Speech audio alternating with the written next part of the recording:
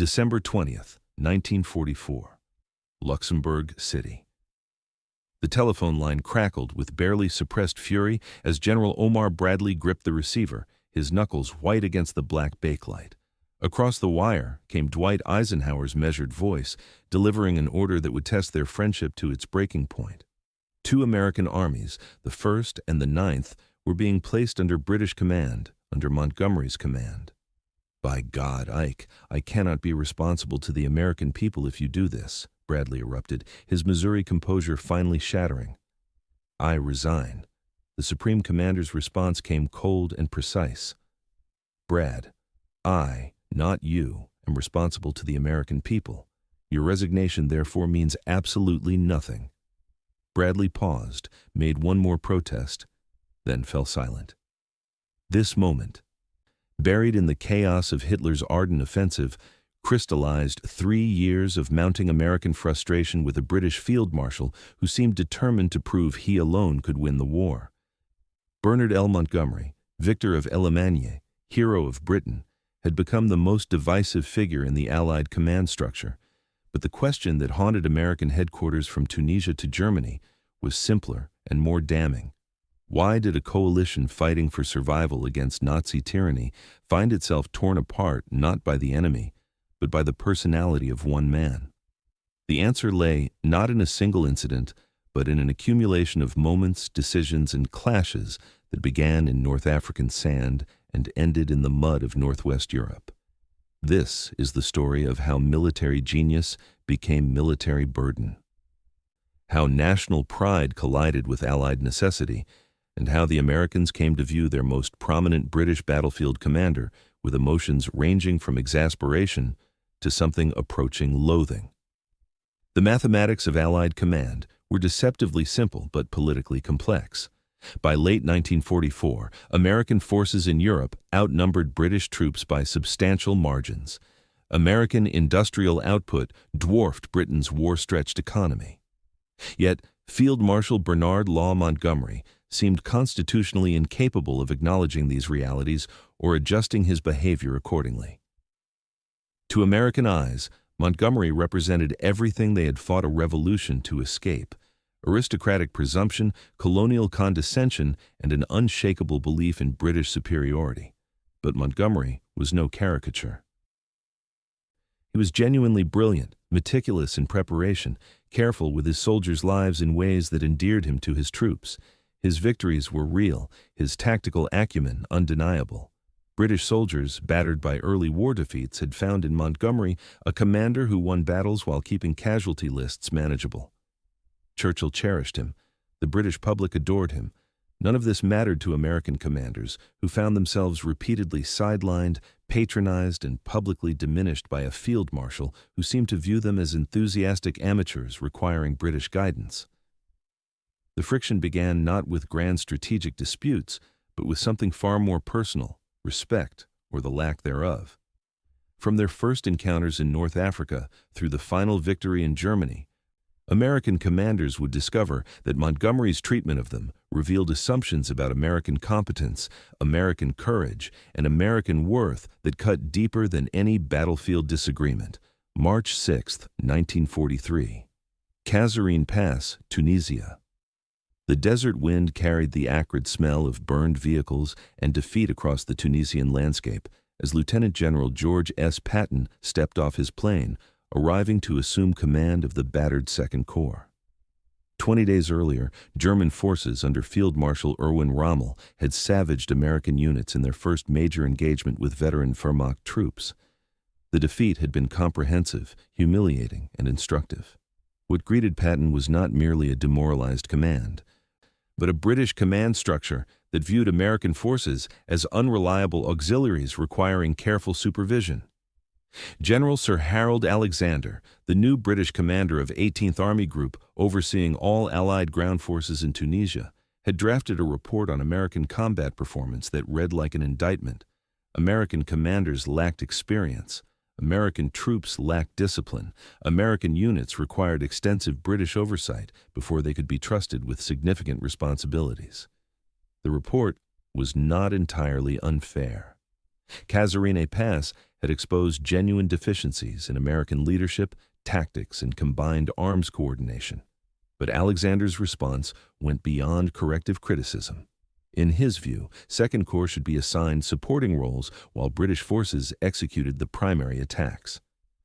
Patton understood immediately what was at stake. This was not merely about defeating RML. It was about proving that American arms could stand alongside their British counterparts as equals. His diary entries from this period documented British presumption and his determination to prove American worth through aggressive action. Montgomery, commanding the British Eighth Army approaching Tunisia from the east, embodied the British assumptions Patton resented. The victor of El Alamein carried himself with the confidence of a commander who had reversed Britain's fortunes in the desert. He had driven RML across North Africa through methodical, carefully prepared operations that emphasized overwhelming material superiority rather than tactical flair. His soldiers trusted him because he won without wasting their lives unnecessarily. But his manner suggested that he alone understood modern warfare, and that others, particularly Americans, had much to learn. Alexander's operational plan for the final Tunisia campaign reflected these assumptions. Montgomery's Eighth Army would deliver the primary blow against the Mareth Line, the Axis fortifications in southern Tunisia. Patton's Second Corps would conduct supporting attacks, drawing German attention away from Montgomery's main effort. The Americans would serve as Montgomery's shield, while the British won the glory of breaking through to Tunis. The plan had military logic. Montgomery commanded veteran troops with proven success against German armor. Patton led formations still learning their trade. But the allocation of missions carried implications beyond tactical prudence.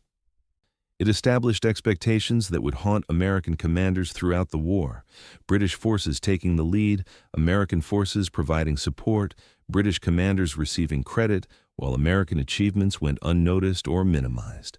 Patton launched his offensive toward Guettar on March 17, 1943. Determined to prove American competence through aggressive action, his orders reflected his personality, mixing tactical guidance with demands for aggressive leadership. Officers would lead from the front. American troops would show the same aggressive spirit that had characterized their entry into the First World War. Whatever the cost, the two corps would demonstrate that it deserved to be treated as a combat force rather than occupation troops. The Battle of Guettar provided vindication. On March 23rd, 50 German tanks of the 10th Panzer Division emerged from mountain passes into the valley, executing a dawn attack designed to shatter American defenses. What followed shocked the German commanders. American artillery imp, placed with careful attention to overlapping fields of fire, unleashed devastating concentrations on the advancing armor. Tank destroyers positioned to exploit terrain advantages engaged the Panzers at ranges that negated German tactical superiority. By day's end, the battlefield was littered with destroyed German vehicles, and the 10th Panzer Division had been stopped cold. For the first time, American forces had defeated experienced German armored units in sustained combat. But the victory carried a bitter aftertaste. Alexander's headquarters, focused on Montgomery's operations against the Mareth Line, paid minimal attention to Second Corps success.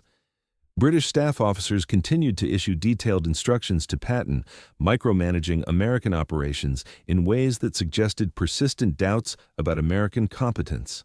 More glowing still, Alexander repeatedly changed Second Corps objectives, shifting priorities in ways that appeared designed to ensure American forces remained auxiliary to British operations. Patton would be ordered to advance, then halt, attack with armor, then lead with infantry. Each change disrupted American operations and signaled that Second Corps existed primarily to facilitate Montgomery's plans rather than to achieve independent objectives. When Montgomery finally attacked the Mareth Line on March 20th, his initial assault made little progress against determined German resistance. He adapted by shifting his main effort to an outflanking maneuver, demonstrating the flexibility that characterized his best operations.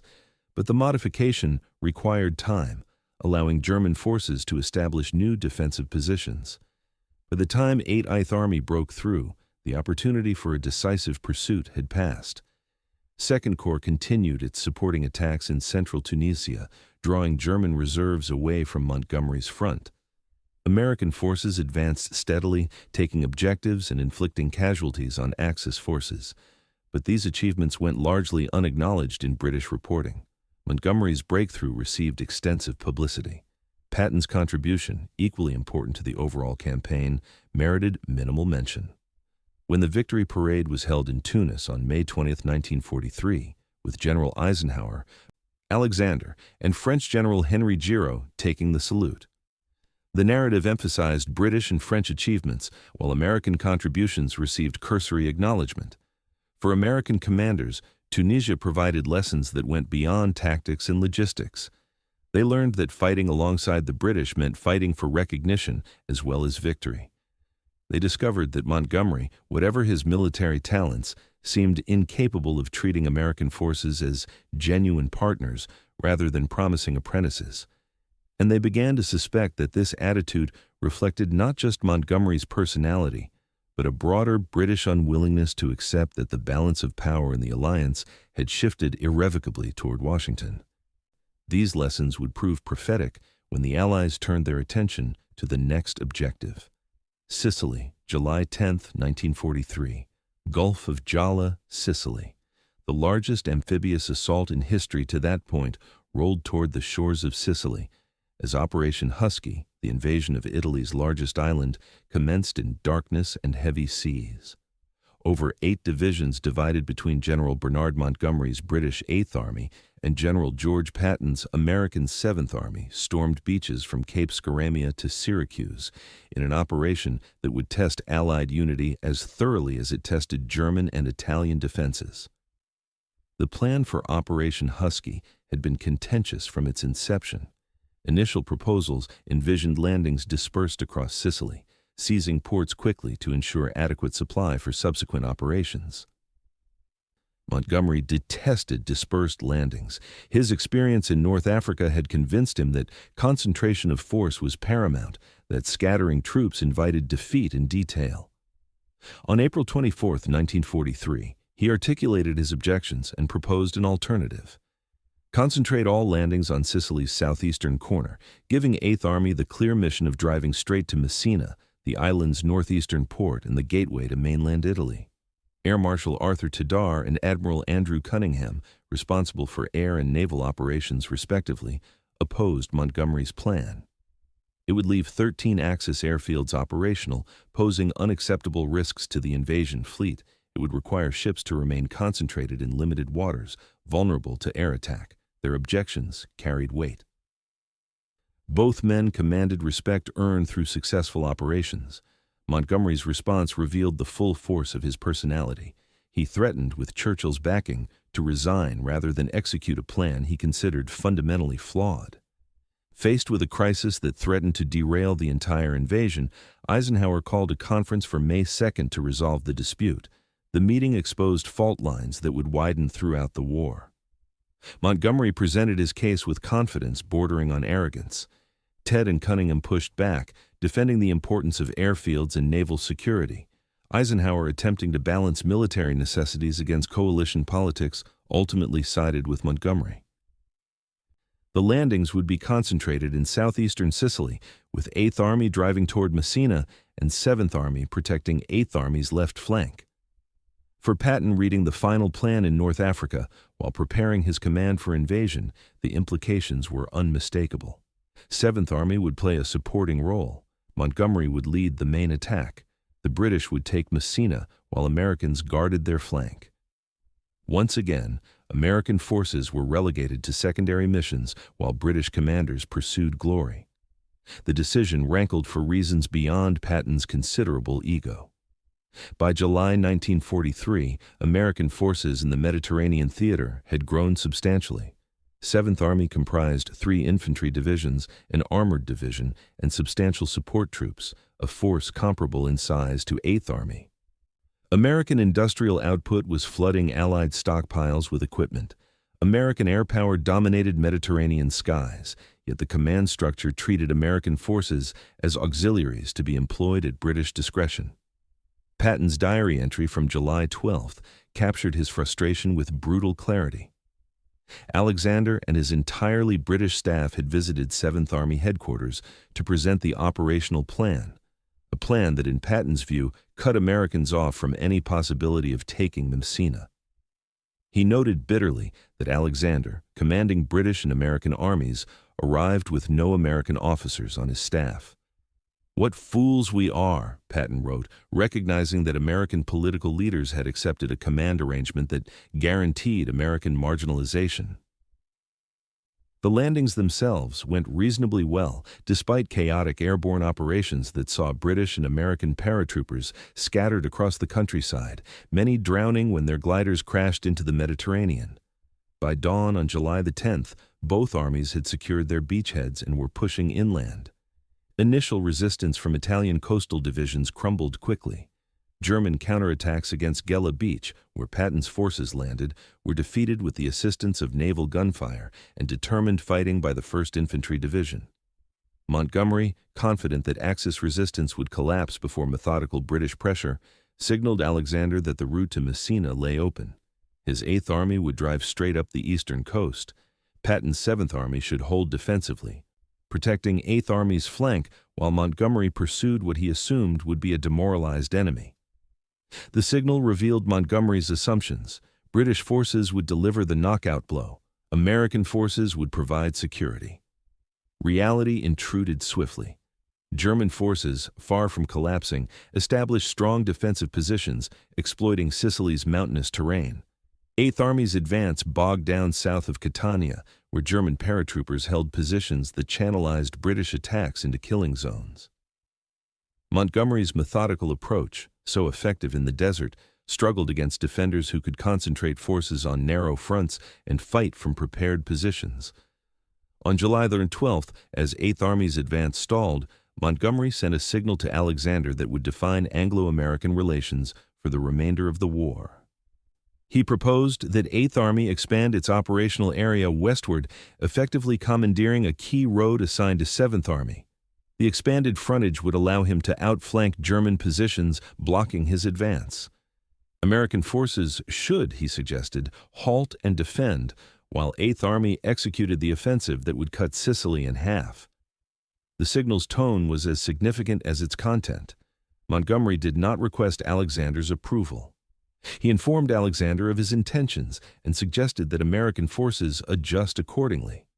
The presumption was staggering. Montgomery was proposing to appropriate American operational areas, relegate American forces to static defense, and execute a strategy that ensured British forces alone would gain credit for Sicily's conquest. Alexander, whose admiration for Montgomery outweighed his confidence in American commanders, agreed.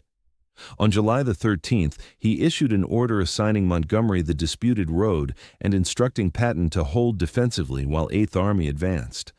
For the American commanders reading the order, the message was unmistakable. British preferences would determine Allied strategy regardless of American contributions or capabilities. Patton's initial response demonstrated the political constraints that frustrated American commanders throughout the war. Despite his fury expressed in diary entries comparing Montgomery to an arrogant prima donna and Alexander to an incompetent sycophant, Patton formally accepted the order without protest. He understood that Eisenhower commanding Allied forces in the Mediterranean could not afford open revolt by subordinate commanders. Coalition warfare required compromise and accommodation, even when compromise meant swallowing justified anger. But Patton had no intention of allowing 7th Army to sit idle while Montgomery pursued victory. If Alexander would not assign Americans a primary mission, Patton would create one. He flew to Alexander's headquarters on July 17th, carrying a map and a proposal. Rather than defend passively, 7th Army would drive northwest toward Palmo, Sicily's capital and principal port. The operation would cut the island in half, trap Italian forces in western Sicily, and secure port facilities that would ease American supply difficulties. Alexander, perhaps surprised by Patton's initiative, or simply relieved to see American aggression directed away from Montgomery's operations, approved. The decision fundamentally altered the Sicily campaign. Rather than a single British advance up the east coast, supported by American defensive operations, the Allies would now conduct two separate drives. Montgomery would continue pushing toward Messina from the south and east. Patton would race to Palmo, then turn east and drive toward Messina along Sicily's northern coast. What began as a strategic adjustment rapidly became a personal competition. Patton, determined to prove American capabilities and reach Messina before Montgomery, drove his command with characteristic intensity. 7th Army moved with a speed that shocked both allies and enemies, covering rugged terrain at rates Montgomery's methodical approach could never match. Just 12 days after landing, American troops entered Palmo on July 22nd, capturing Sicily's largest city and a major port. Montgomery, meanwhile, continued grinding against German defenses south of Mount Etna. His progress was measured, professional, and increasingly irrelevant to the campaign's outcome. German forces, recognizing that Sicily could not be held, had begun preparing for evacuation to mainland Italy.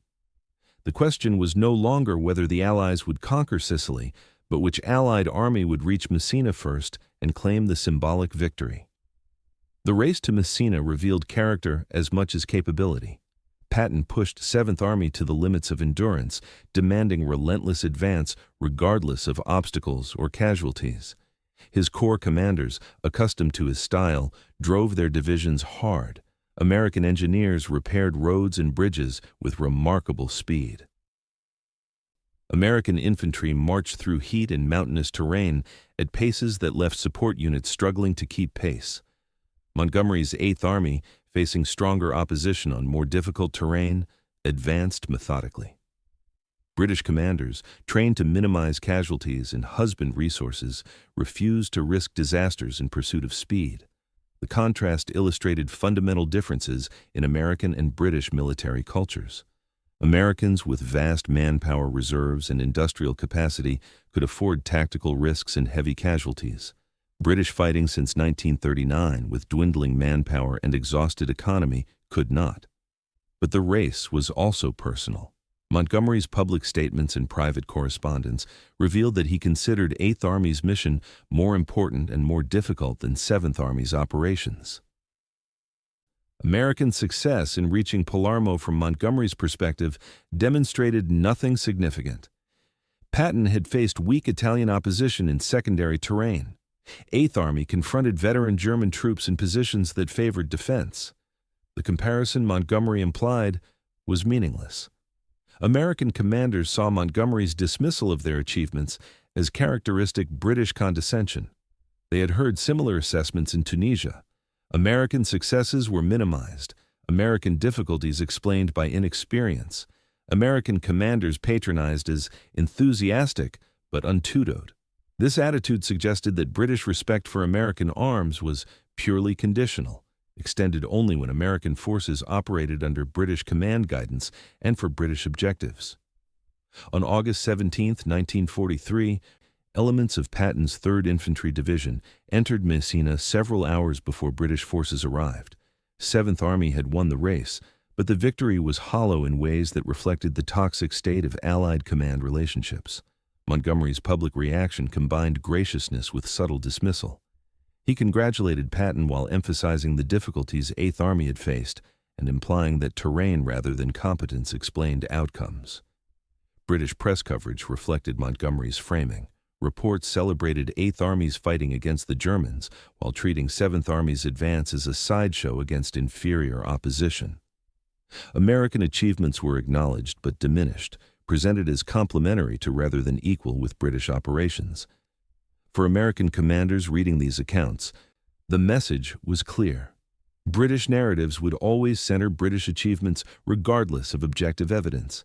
The Sicily campaign left scars that would never fully heal. American commanders had demonstrated that their forces could match British troops in operational tempo and combat effectiveness, but recognition from their British counterparts remained grudging and conditional. Montgomery, in particular, seemed constitutionally unable to acknowledge that American commanders might possess skills comparable to his own, or that American forces might deserve credit commensurate with their contributions. Two incidents during the Sicily campaign further poisoned relationships. On August 3rd and again on August 10th, Patton slapped hospitalized soldiers he accused of cowardice, triggering a scandal that would haunt his career. When word reached Montgomery, his response was coldly dismissive. Patton's behavior confirmed British assumptions about American indiscipline and emotionalism.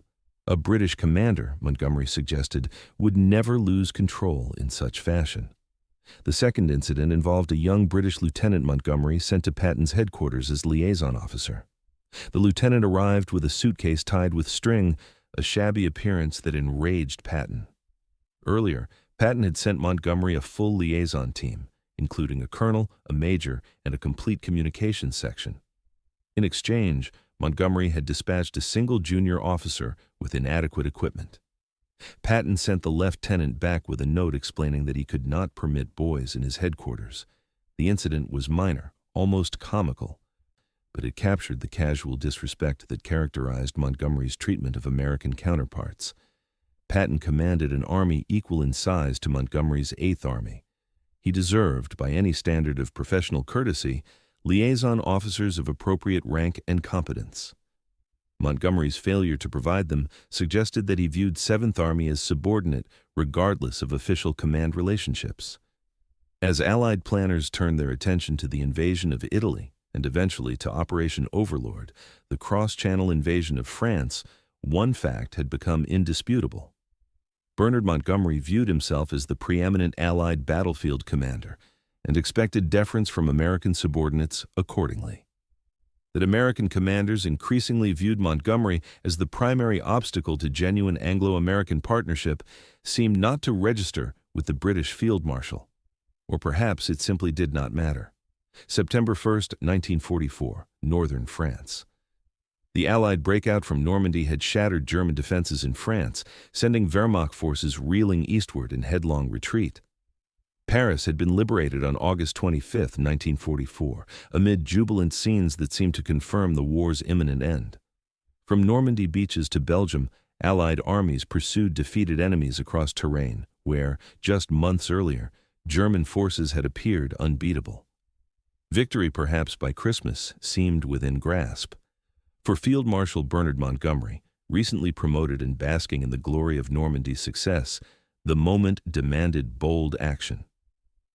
He had commanded all Allied ground forces during the Normandy invasion, a responsibility that, combined with his earlier victories in North Africa and Sicily, confirmed his status as Britain's greatest battlefield commander. Now, with German armies in disarray, Montgomery saw an opportunity to end the war with a single decisive thrust. But September 1st also brought a change that Montgomery resented with barely concealed fury. General Dwight Eisenhower, the Supreme Allied Commander, assumed personal command of all Allied ground forces. Montgomery, who had exercised operational control of both American and British armies during Normandy, was now reduced to commanding 21st Army Group, the British and Canadian forces fighting in Northwest Europe. His American counterpart, General Omar Bradley, commanded the 12th Army Group comprising the American 1st, 3rd, and 9th Armies. The change was inevitable. American forces in Europe now outnumbered British and Canadian troops substantially. American logistics sustained Allied operations. American air power dominated European skies. American industrial capacity provided the material foundation for Allied victory.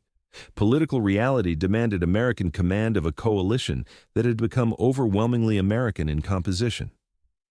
Montgomery understood the politics, but accepted neither the necessity nor the implications. In his view, dispersing command authority among multiple headquarters diluted the decisive leadership that victory required. Eisenhower, whatever his political skills, lacked the battlefield experience to direct ground operations effectively.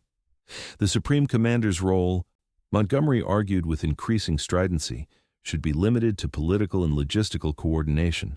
Operational command should remain concentrated in the hands of a single ground forces commander, someone with Montgomery's proven battlefield credentials. The proposal had one obvious beneficiary, Montgomery himself, but the field marshal presented his case as military necessity rather than personal ambition. Eisenhower's planned strategy, advancing into Germany on a broad front with multiple armies attacking simultaneously, was, Montgomery insisted, strategically unsound. It dispersed resources, prevented decisive concentration, and guaranteed that the war would drag into 1945. Montgomery's alternative was characteristically bold and characteristically self-centered. Rather than a broad-front advance, the Allies should concentrate forces for a single powerful thrust into northern Germany. This thrust would cross the Rhine, seize the Ruhr industrial region, and drive to Berlin before German forces could establish coherent defenses. Montgomery would naturally command this decisive operation with American forces providing support and protecting flanks. The proposal's military merits were debatable. A narrow thrust deep into Germany would create an elongated salient vulnerable to counterattack. It would require abandoning operations elsewhere, allowing German forces to concentrate against the advance. It depended on capturing bridges intact and maintaining supply lines over hundreds of miles of contested territory. Most fundamentally, it assumed that German resistance had collapsed to the point where a rapid advance would face minimal opposition. But the proposal's political implications were unmistakable. Montgomery was asking American political leaders to subordinate their armies to British command for an operation that would ensure British forces under British leadership delivered the decisive blow ending the war. He was requesting that American troops serve as Montgomery's shield, while the British field marshal achieved final victory. And he was demanding, in effect, that Eisenhower surrender operational control to a subordinate who made no secret of his contempt for the Supreme Commander's strategic judgment. Eisenhower, attempting to balance military necessities against coalition politics, compromised. He would not concentrate all forces for Montgomery's northern thrust, but he would give Montgomery priority for supplies and authorize a limited operation to seize bridges across the Rhine in the Netherlands. Operation Market Garden, as the plan was designated, would employ 3 airborne divisions to capture bridges at Eindhoven, Nijmegen, and Annam. British ground forces would then advance rapidly across the captured bridges, establish a bridgehead over the Rhine, and position themselves for subsequent operations into Germany. For American commanders, particularly Bradley and Patton, Montgomery's latest scheme confirmed their worst suspicions. The field marshal was once again attempting to relegate American forces to supporting roles while British troops pursued glory. He was demanding supplies that might otherwise sustain American advances in central France, and he was proposing an operation whose risks seemed wildly disproportionate to potential gains. Patton, commanding Third Army driving toward Germany through eastern France, exploded when he learned that fuel allocations were being shifted to Montgomery. His army had demonstrated during August that aggressive American operations could advance faster and further than cautious British movements. Third Army was approaching the German border and the Rye River. Yet Eisenhower was halting American operations to resource a British field marshal, whose track record suggested methodical caution rather than operational boldness. Bradley, normally more diplomatic than Patton, shared his subordinates' frustration. Montgomery requested resources, threatened dire consequences if denied, and received priority regardless of American needs or achievements. The politics of coalition warfare, Bradley recognized, guaranteed that British demands would receive sympathetic hearings even as American forces provided the bulk of Allied combat power. September 17, 1944, the Netherlands. Operation Market Garden commenced with the largest airborne operation in history. Over 35,000 American and British paratroopers dropped from transport aircraft and glided into Dutch fields, tasked with seizing bridges before German forces could destroy them. British ground forces led by XXX Corps began advancing north along a single highway, racing to relieve airborne units before German counterattacks overwhelmed them. The operation failed comprehensively. Intelligence had detected German armor units near Arnhem, the northernmost objective, but these warnings were dismissed. Airborne forces landed too far from their objectives, allowing Germans to organize defense. The single highway became a death trap with British armor unable to advance quickly or maneuver off roads bordered by marshland. German resistance, far from collapsing, intensified as Wehrmacht commanders recognized the threat and rushed reinforcements to the battle. At Arnhem-Bridge, British paratroopers under Lieutenant Colonel John Frost held one end against overwhelming odds for days, expecting relief that never came. Exeat Corps, stalled by German counterattacks and unable to bypass destroyed bridges, never reached Arnhem. By September 25th, when the operation was abandoned, over 17,000 Allied troops had been killed, wounded, or captured. The butcher's bill included roughly 6,400 paratroopers who had landed at Arnhem, most now dead or prisoners. The failure was total. The Rhine remained uncrossed. German defenses in the Netherlands solidified. Allied momentum, which in early September had seemed unstoppable, dissipated in Dutch fields and along a highway the British would later call Hell's Highway, and the opportunity to end the war in 1944 evaporated in what would prove to be Montgomery's most catastrophic mistake. American reactions combined vindication with anger. Patton and Bradley had opposed Market Garden, arguing that its risks outweighed potential benefits. They had suggested that resources allocated to Montgomery's scheme would be better employed continuing American advances toward Germany. Their objections had been dismissed, overruled by political necessities and Montgomery's insistent certainty. Now, with Market Garden's failure undeniable, American commanders felt entitled to some satisfaction that events had confirmed their judgment. But satisfaction was overwhelmed by fury at Montgomery's response to the disaster. Rather than accepting responsibility for an operation he had conceived, planned, and commanded, Montgomery characterized Market Garden as 90% successful.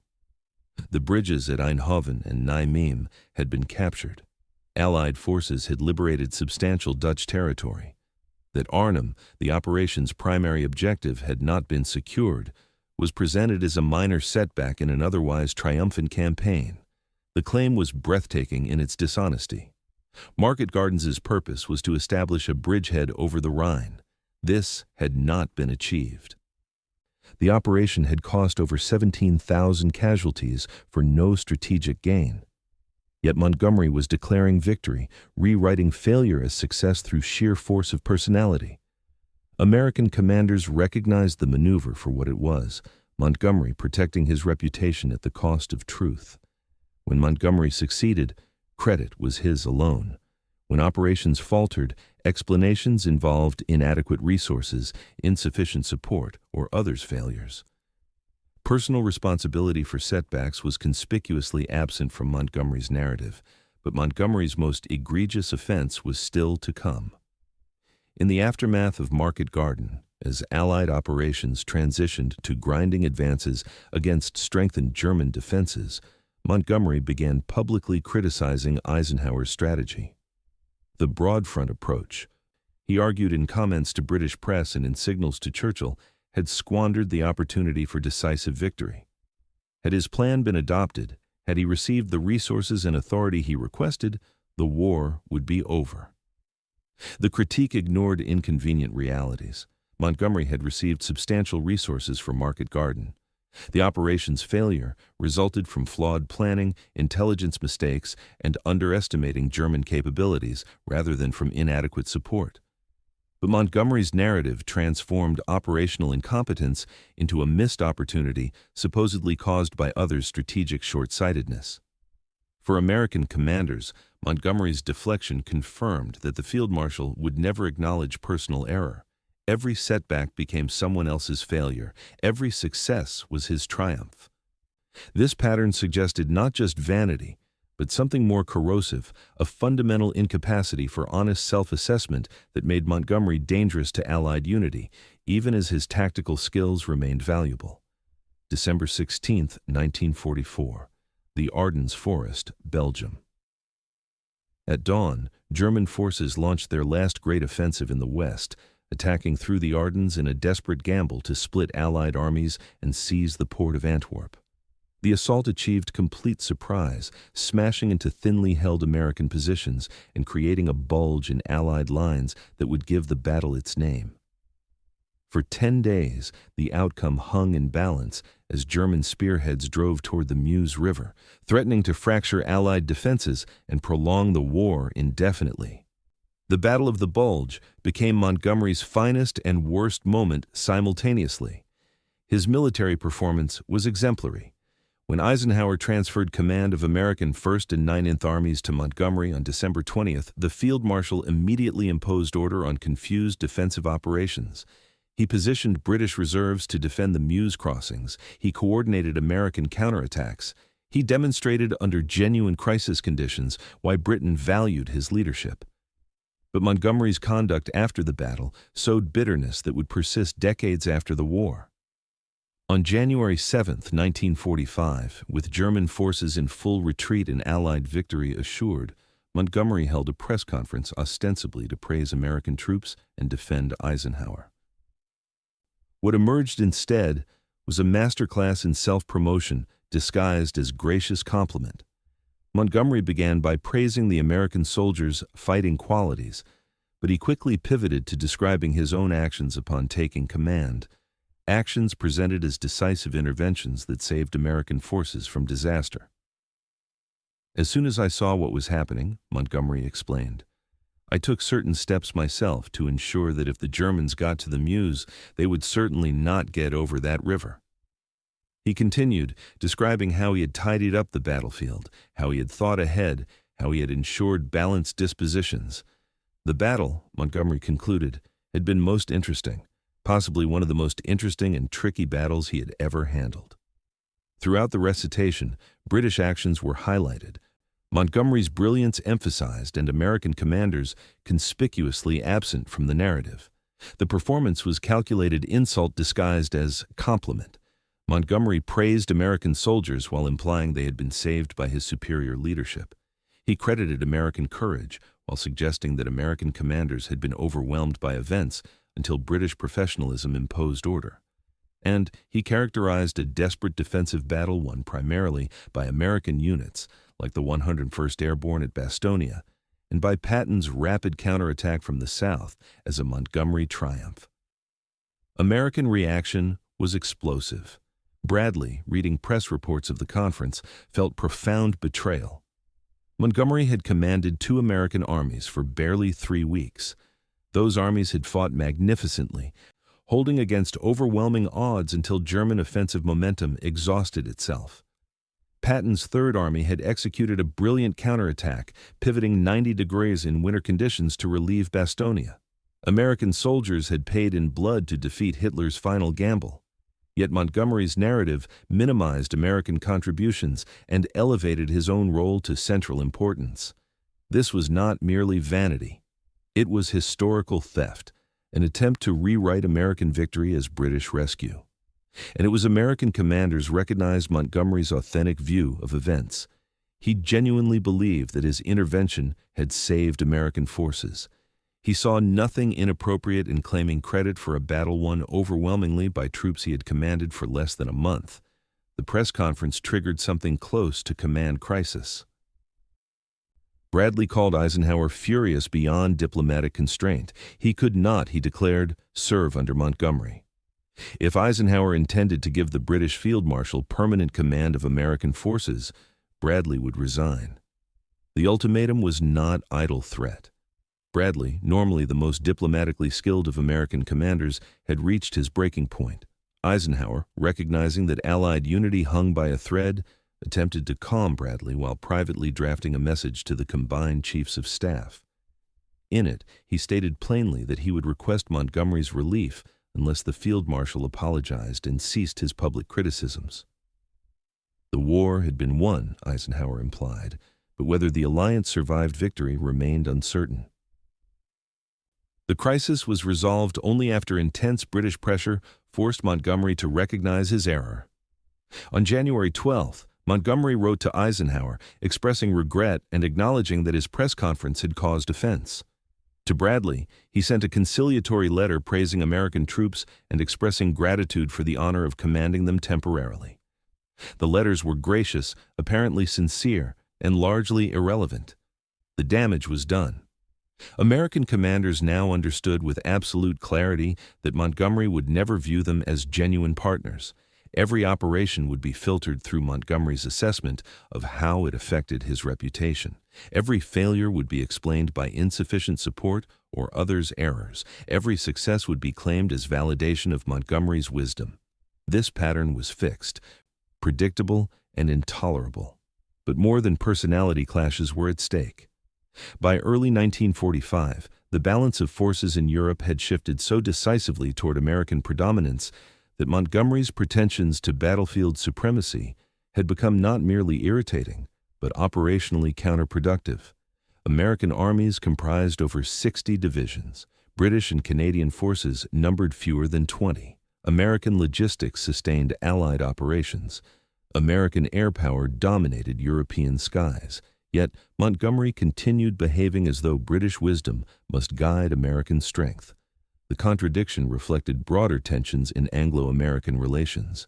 Britain, exhausted by 5 years of war and facing post-war economic collapse, struggled to accept that its global predominance had ended. The United States, emerging as the world's dominant power, was discovering that military might created political responsibilities that American traditions had not prepared it to assume. Montgomery's inability to adjust to these realities made him a symbol of Britain's difficulty accepting diminished status. Winston Churchill, watching Montgomery's press conference disaster unfold, recognized the danger. He spoke in Parliament on January 18th, carefully calibrating his words to repair Allied relationships. The Battle of the Bulge, Churchill stated clearly, was predominantly an American battle, an American victory, and would be remembered as an ever-famous American triumph. British forces had played a supporting role, as coalition partners should. The speech was diplomatic necessity. Correcting Montgomery's narrative and acknowledging military realities, but it also represented Britain's acceptance that the war's remaining campaigns would be primarily American endeavors.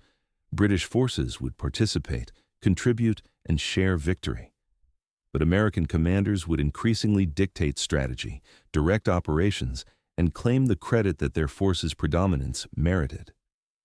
Montgomery, isolated by his own conduct and increasingly irrelevant to operations dominated by American armies, spent the war's final months commanding 21st Army Group in Northern Europe. His operations were professional. His tactical sense remained sound, but his relationship with American commanders never recovered. Bradley avoided him. Patton despised him. Eisenhower tolerated him as political necessity demanded, but never again trusted his judgment or his motives. May 8, 1945. Germany surrendered unconditionally. The European war was over. Victory belonged to an Allied coalition that had overcome not just Nazi Germany, but also internal divisions that had repeatedly threatened to tear it apart. In the euphoria of peace, old conflicts were temporarily submerged. Montgomery received accolades from grateful British public. American commanders returned home to celebrations that recognized their achievements. But in memoirs and histories written after the war, the conflicts resurfaced.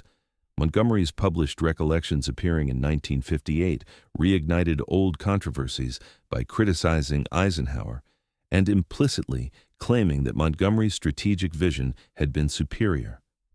Eisenhower, then President of the United States, broke off personal contact, refusing to correspond with a former colleague who seemed determined to refight battles from a vanished war.